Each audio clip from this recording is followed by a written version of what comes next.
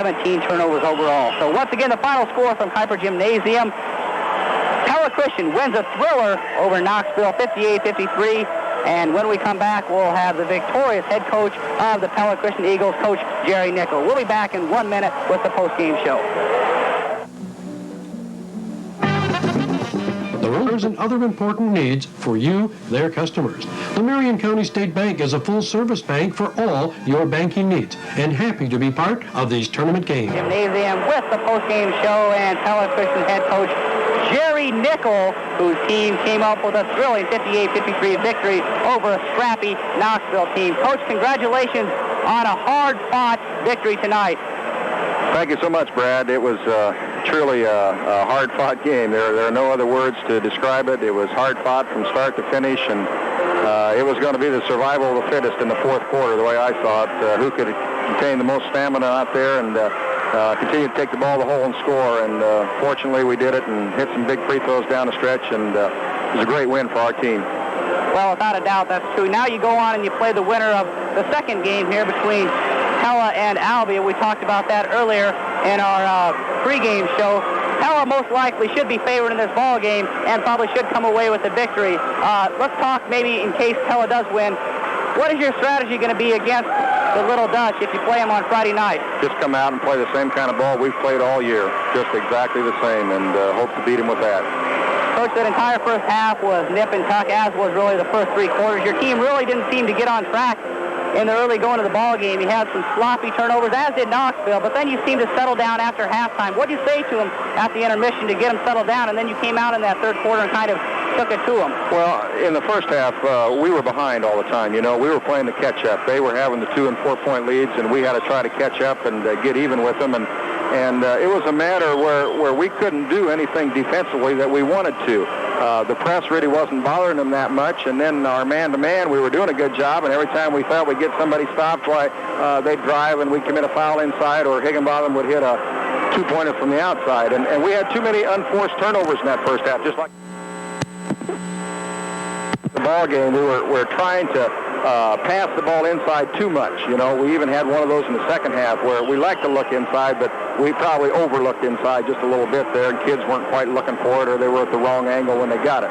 And Knoxville did a super job on the boards in the first half. Man, did they have us boxed out on the inside. Van Gorp and Klein were just really struggling to get in there to try to get any offensive boards for us at all. So you get the one shot and you miss it, you know, and they come back down with the basketball. So it was really nip and tuck in the first half. At halftime, I really didn't say anything different to try to get them settled down. It was just a matter of knowing what we could do. We felt we made some offensive mistakes in that first half, and we wanted to get that corrected.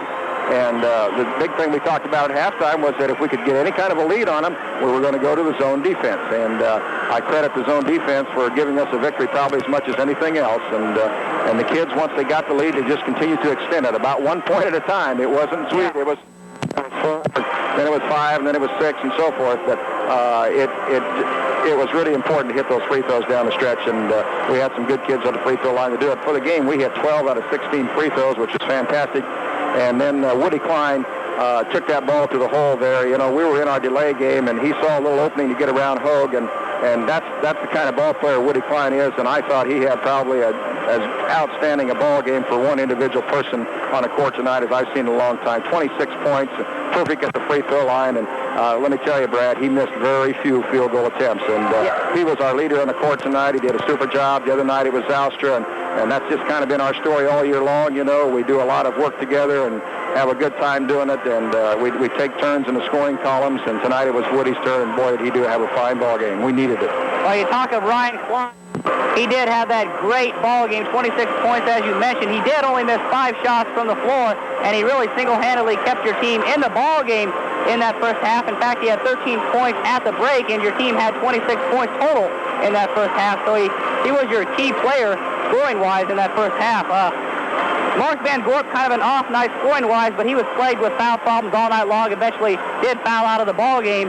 And you mentioned the rebounding. Knoxville did do a great job in that first half, but as far as the unofficial stats look, Pella Christian, your team did come back and out-rebound Knoxville by 3 in the end, 28 25. So that's a credit to picking it up in the second half and boxing them off and really limiting them to one shot many times. Well, that's true, Brad. And, rebounds are something you work hard at, but every game's a different situation, and you just hope you can box out at the right time and jump at the right time and use your height advantage a little bit once in a while. And I thought we got some real key ones down the stretch there when we really needed them. And that particular point of the game, Knoxville was only getting one try at the bucket, and that was important. I think another big key to the game was when Roby West came into the ball game for Knoxville, he picked up 2 quick fouls, and he was really saddled by fouls all night too. And I think they'd have been a little quicker with their defensive maneuvering had he been able to stay in the ball game. So I thought maybe that was a little bit of a key also.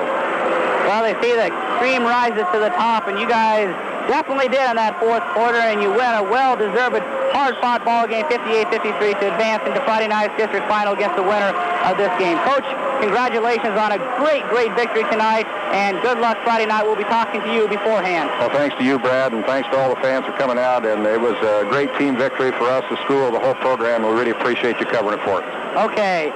Coach Jerry Nikkel, the victorious coach tonight for the Pella Christian Eagles. His team now will advance and play Friday night against the winner of our second game coming up.